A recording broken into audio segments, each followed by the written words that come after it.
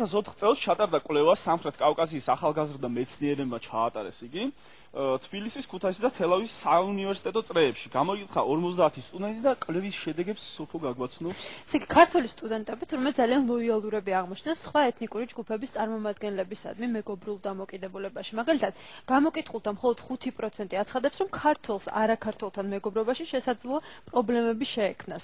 მხოლოდ 7.3% მიიჩნევს, რომ მეგობრების შერჩევის დროს ეთნიკურ წარმომავლობას ითვალისწინებს. კიდევ უფრო ნეიტრალურია დამოკიდებულება მეზობლობასთან დაკავშირებით. გამოკითხულთა მხოლოდ 2.7% აცხადებს, რომ გაითვალისწინებდა ეთნიკურ ფაქტორს თუ მეზობლის არჩევის საშუალება ექნებოდა. კითხვაზე ვისთან ისურვებდით მეგობრობას? ქართულმა ახალგაზრდებმა შემოთავაზებული 14 ვარიანტიდან ასეთი პასუხები აირჩიეს. პირველი იტალიელი, მეორე ესპანელი. სად რამდენი მეგობარი ყავთ ესეთი ალბათ? კიდევ უფრო საინტერესოა, რომ იტალიელსა და ესპანელს ქართველი სასიძოები და სარძლოები საუკეთესო ვარიანტად მიიჩნევენ ოჯახის შესაქმნელადაც. აი, ესეთი ესპანური ტრადიციული ოჯახი რომ შეიქმნას. ვიდრე შევიყვარებ, ჯერ ეთნიკურ კუთვნილებას გავიგებ. ესეთი საინტერესო განაცხადი გააკეთა გამოკითხულთა თითქმის 30%-მა.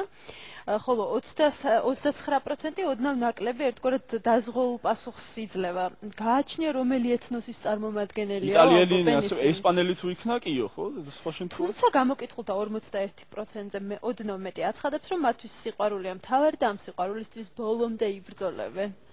აი ესეთი მხიარული კი არა შვენიერი ნოტა იყო გაისმა უსაზღრო სიყვარული და თქვენ ყველანი უყურებთ კედელს და მისი წამყვანები აგერ სოფო და სოფოს მუცელი და მე ვართ ამ გადაცემის წამყვანები. გამარჯობა მესამე წამყვანო. აი რაღაცას ამბობს მგონი.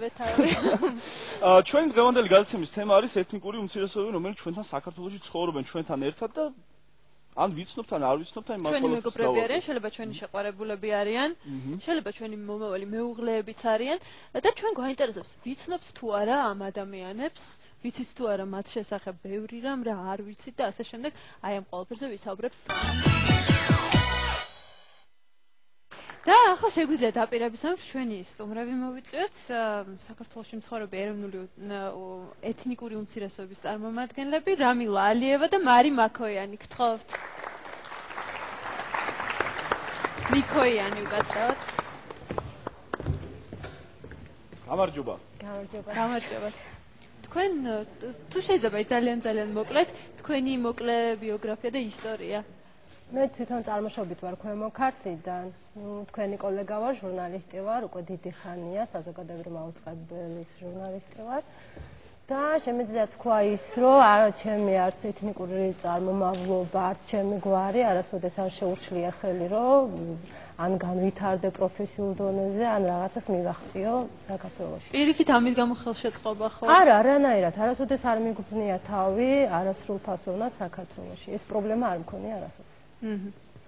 ანუ ასევე დავიბადე ქალაქ თბილისში, აქ გავიზარდე, დავამთავრე სკოლა, თბილისის სახელმწიფო სამედიცინო უნივერსიტეტი, შესაბამისად განათლება მაქვს რუსულ-ქართული მიღებული და ანუ შესაბამისად დღესდღეობით მოღვაწეობ თბილისის სომხურ სათვისტომოში. სიმართლე გითხრათ, რომ თქვა რაიმე მინდა რამილას სიტყვები გავაგზავნო, თქვა რაიმე გამჭირვებია, იმიტომ რომ თქვა თუ არ სომეხი და ამის გამო პრობლემა შემქმნია, თუმცა ძალიან ბევრი სტერეოტიპი არის და ალბათ მოგვიანებით ამაზეც ვისაუბრებთ. ბოლოება არის. დიდი მადლობა, იგივე მინდა ვკითხო რამილასაც.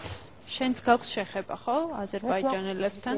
ძალიან მჭიდრო შეხება მაქვს აზერბაიჯანელებთან, თუნდაც ჩემი პროფესიის გამო.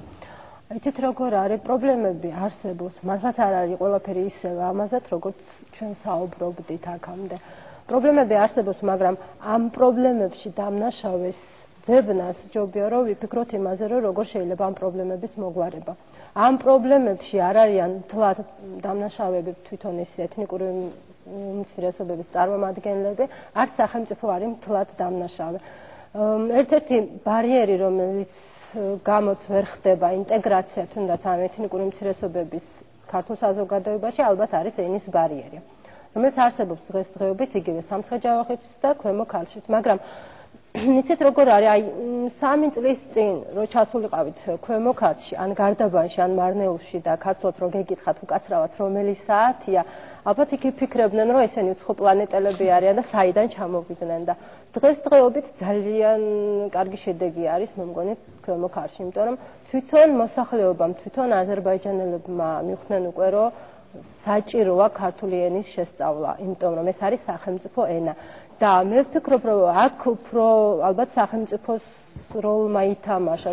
აი, სულა შემიძლია კითხო. რა არის ხო მე ცოტას დავამატებ იმასთან დაკავშირებით, რომ ეს პრობლემები და ეს ურთიერთობა რაც არსებობს ამ რეგიონებში, პრინციპში 10-15 კი არა მეტი, მე ვიტყოდი რომ საბჭოთა დროიდან დაიწყო, ну მაშინ ყველა ერთ დიდ ქილაში ვიყავი და ამიტომ ეს პრობლემები ასე ვთქვათ ეს არ ჩანდა და არ იყო წინ წამოწეული. კიდე ერთ რამეს ვიტყვი, ხა მე ვიყავს აზერბაიჯანის მაგაცები და 1-2 არის ისეთი, რომელსაც აი თამამად შემიძლია თქვა, საქართველოს უზომოდ ვიყვარს მე საიმად, მაგაც სხვა ქვეყანაში ვერ ვიცხოვრობდი, მაგრამ აი თამამად შემიძლია თქვა, რომ ისინი ჩემზე მაგრა გაწირავენ საქართველოსთვის, იმას ჩემზე მაგრა ვიყვართ საქართველოს, იმიტომ რომ აქ დაბადებულები და აქ გაზრდილები არიან. ჩემზე კარგად იციან ქართული, ჩემზე გრამატიკულად წერენ და ხანდახან მე მრცხვენია ხოლმე რომ ის წერტილს და მძიმეს შემისწორებს ხოლმე. მართლა ხა მეც რაღაც იშვიათად მეშლება, მაგრამ ისტორიები ხოლმე ყველაფერს ქართულ საუბარსაც აი ჩემზე ნაკლებად გადააწყვეტე ეთნიკური ურთიერთობის საუკეთესო ფორმაა ქორწინება. რა მნიშვნელობა აქვს მეგობრობაც კარგია, ქორწინებაც, შეყვარებულობაც, აგერ მით უფრო ყოლიათ ჩვენს მეგობრებს, არაქართველებს, ქართველი შეყვარებულები და პირიქით ძალიან ხშირია და კიდევ უფრო გახშირდება იმედი მაქვს. უფრო კარგად გავიცნობთ მათ. გაჩნდება ესეთი. ჩვენ კი უნდა დაგემშვიდობოთ, ძალიან გული კი ვწყდება, რომ უნდა დაგემშვიდობოთ, მაგრამ რა ვქნათ, მორჩა დრო. შემოდი ჩვენ ფორუმზე, კედელი-G და ჩვენ ფოტოკონკურსზეც აუცილებლად გამოვაგზავნეთ ფოტოები მისამართზე ფოტოკედელი-G და იყურეთ. ნახვამდის.